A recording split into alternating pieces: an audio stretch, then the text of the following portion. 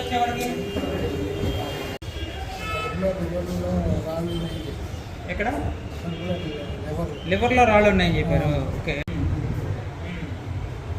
దానికి ఏం చేశారు మరి?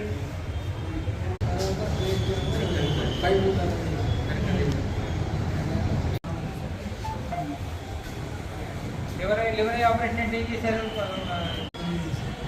పోసేసి లివర్ తీసేసి మొక్క తీశారు.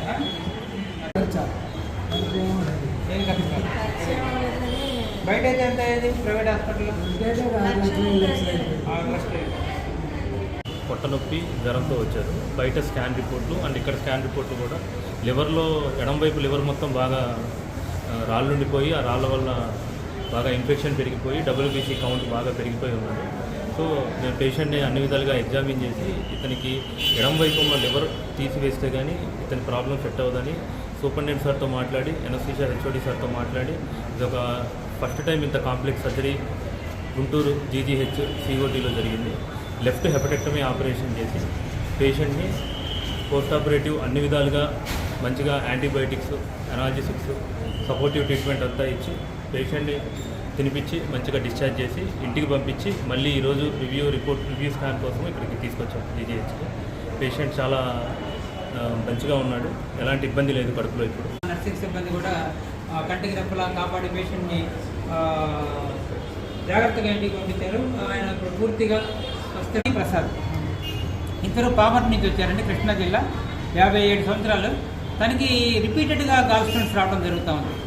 ఈ గాల్ స్టోన్స్ అనేవి గాల్ బ్లాడర్లో కాకుండా CBD నాళంలో, అలానే లివర్లో ఉన్న రైట్ అండ్ లెఫ్ట్ హెపాటిక్ డక్ట్లో కూడా అక్కడ కూడా రాళ్ళు రావటం, ఆ రాళ్ళు అడ్డం పడి అబ్స్ట్రక్టివ్ జాండీస్ రావటం, కొలంజైటిస్ అంటారు, అంటే బాగా చలి, వణుకు, జ్వరం ఇలా రావడం జరుగుతుంది. తరచూ వస్తూ ఉంటే 2-3 సార్లు ఎండోస్కోప్ ద్వారా ప్రొసీజర్లు చేశారు, బట్ సక్సెస్ఫుల్గా అయితే మాత్రం జరగలేదు.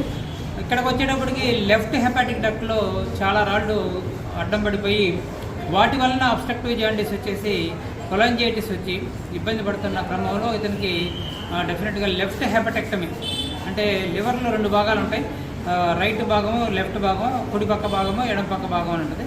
ఆ లెఫ్ట్ హెపాటిక్ రిసెక్షన్ అనేది చేయాల్సిన అవసరం ఉండి దాన్ని ఒక మేజర్ సర్జరీగా తీసుకొని వాళ్ళ గవర్నమెంట్ జనరల్ హాస్పిటల్లో మొట్టమొదటిగా ఒక లెఫ్ట్ హెపాటిక్ రిసెక్షన్ అనేది వాళ్ళ అక్కడ గవర్నమెంట్ హాస్పిటల్లో జరిగింది. ప్రసాద్ గారు చేయించుకున్నారు. వాళ్ళు చేయించుకున్న 1 నెల రోజులు జరిగింది. కోటి వెంకటేశ్వర్లో అసిస్టెంట్ ప్రొఫెసర్ ఆఫ్ సర్జికల్ గ్యాస్ట్రోంట్రాలజీగా ఫస్ట్ టైం మనకి గవర్నమెంట్ హాస్పిటల్లో ఒక డిపార్ట్మెంట్ని కూడా ఎస్టాబ్లిష్ చేసింది.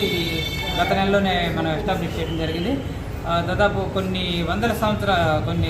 దాదాపు 40 సంవత్సరాల గవర్నమెంట్ హాస్పిటల్ చరిత్రలో మనకి సర్జికల్ గ్యాస్ట్రోంట్రాలజీ విభాగం అయితే లేదు.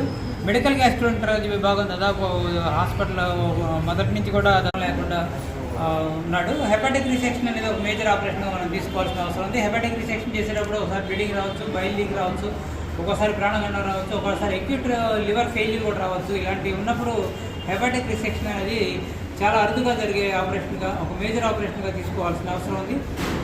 ఇక్కడైతే మాత్రం సక్సెస్ఫుల్గా చేసినందుకు మరొకసారి మా సిబ్బందిని అభినందించడం. ట్రాన్స్ప్లాంటేషన్ చేయడానికి కూడా మేము పూనుకొని ఉన్నాం. లివర్ ట్రాన్స్ప్లాంటేషన్ చేయడానికి కూడా ఈ లివర్ రిసెక్షన్ అనేది ఒక ఎక్సర్సైజ్ లాగా ఉంటుంది కాబట్టి అది కూడా చేసినందుకు మేము ఆనందపడుతూ ఉన్నాం.